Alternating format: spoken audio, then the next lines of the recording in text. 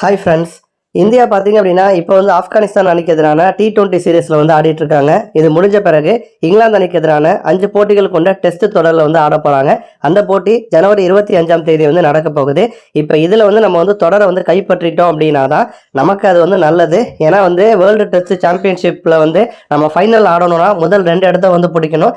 முதல் 2 இடத்த பிடிக்கணும்னா இந்த தொடரை நம்ம வந்து இழந்துடக்கூடாது. இங்கிலாந்து அணியை வந்து ஒரு 4-1 அப்படிங்கிற கணக்குலையோ இல்லைனா வந்து 3-2 அப்படிங்கிற கணக்குலையோ வந்து நம்ம வந்து ஜெயிச்சா மட்டும்தான் நம்மளால தொடர்ந்து முன்னிலையில் வந்து இருக்க முடியும். அப்போ அந்த மாதிரி சூழல்ல முதல் 2 டெஸ்ட் போட்டிக்கான ஸ்குவாடை வந்து அனௌன்ஸ் பண்ணியிருக்காங்க.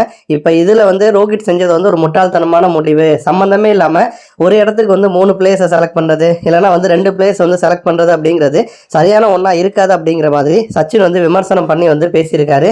சச்சின் வந்து என்ன சொல்கிறாருன்னா, புஜாராவை டெஸ்ட் ஸ்பெஷலிஸ்ட்டாக மட்டும்தான் நீங்கள் யூஸ் பண்ணிட்டு இருக்கீங்க. அப்போ அவர் வந்து இப்போ வெளிநாட்டு மண்ணில் இங்கிலாந்து மண்ணில் நல்லா ஆடி வந்துட்டு இருக்காரு. அப்போ வந்து இங்கிலாந்து பவுலர்ஸ் வந்து நல்லா ஃபேஸ் பண்ணுவார். அப்போ வந்து புஜாராவுக்கு வந்து வாய்ப்பு கொடுக்காம சுமன் கில், ஜெய்ஸ்வால் இந்த மாதிரி யங்ஸ்டருக்கு மட்டும்தான் நீங்கள் வந்து வாய்ப்பு கொடுத்துருக்கீங்க. அதே மாதிரி 3 விக்கெட் கீப்பர் பேட்ஸ்மேன்கள்லாம் வந்து தேவையே கிடையாது. KL ராகுல் வந்து கீப்பிங்கில் சின்ன சின்ன மிஸ்டேக்ஸ் பண்ணால் கூட பேட்டிங்கில் நல்லா தான் வந்து ஆடிட்டு இருக்காரு. அப்போ ராகுலை வந்து கூடுதலாக வந்து கீப்பிங் பயிற்சி வந்து பண்ண சொல்லி அவரையே நீங்கள் வந்து யூஸ் பண்ணிக்கலாம். அப்போ வந்து அடிஷ்னலாக வந்து KS பரத்தை சேர்த்தது வந்து ஓகே. ஆனால் துருவ் ஜோரல் அப்படின்னு சொல்லிட்டு இன்னொரு யங் பிளேயருக்கு வந்து வாய்ப்பு கொடுத்துருக்கீங்க. இது வந்து தேவையில்லாத ஒரு முடிவு. அதே மாதிரி இந்திய மண் அப்படிங்கிறப்ப ஸ்பின்னர்ஸுடைய தேவை வந்து அணிக்கு தேவை தான். ஆனால் அதுக்காக 3 ஆல்ரவுண்டர் வந்து இருக்காங்க. ரவிச்சந்திரன் அஸ்வின் இருக்காரு, ஜடேஜா இருக்காரு, அக்சர் பட்டேல் இருக்காரு.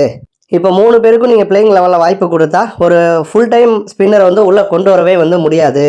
இது வந்து பிளேயிங் லெவலில் பார்த்தீங்கன்னா தேவையில்லாத சர்ச்சையை பிரச்சனையை தான் வந்து உண்டு பண்ணும். இந்த ரோஹித் வந்து இந்த ஸ்குவாட் செலெக்ஷனில் ரொம்ப மோசமாக வந்து செயல்பட்டிருக்காரு அப்படிங்கிற மாதிரி வந்து சச்சின் வந்து விமர்சனம் பண்ணியிருக்காரு. நன்றி.